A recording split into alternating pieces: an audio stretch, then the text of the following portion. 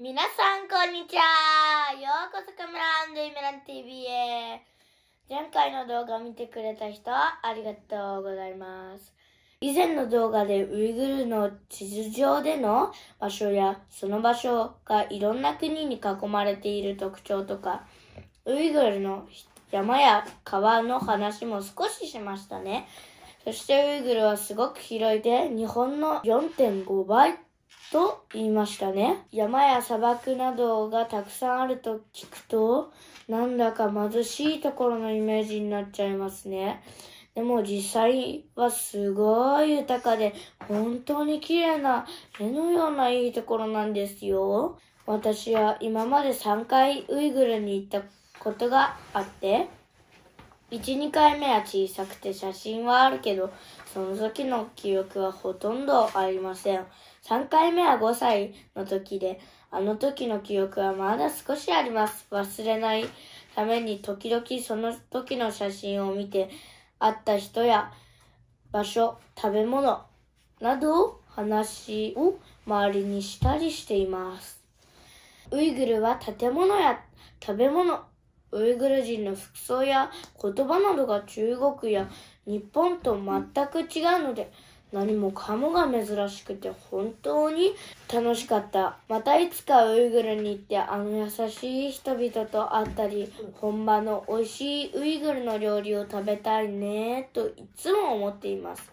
ウイグル人はトルコ系民族で、ウイグル語で話してウイグル文字を使います。トルコ系なので、トルコやウズベキスタンなどへ行くと言葉が少し通じて親しく感じますと聞いています。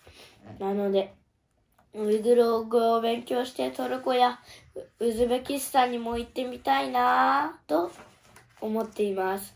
ウイグル語は日本語と文法的によく似ています。日本語の単語をウイグル語に翻訳し、それをつなげるだけで翻訳ができます。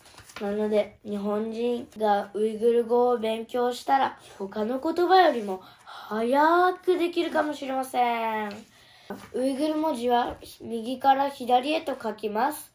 これを気づいた時、私もすごく不思議に思いました。まだウイグル文字は書けませんが、来年の予定はウイグル文字を読める、書けるになることです。ウイグル人は今みんなとあまり変わらない服を着ている人が多いが、祭りやお祝い事があったら民族服装を着ます。私たちも今日ウイグル民族の衣装を着ています。手作り刺繍と帽子が特徴です。服の色は様々で黒だったり白だったりしますが、私が水色が好きなので、これは私のお気に入りです。女の子の民族衣装はすごく綺麗で、色も鮮やかです。まだ帽子もウイグルって広い地域だから、場所によってその地域の色や形があって、いろんな種類があります。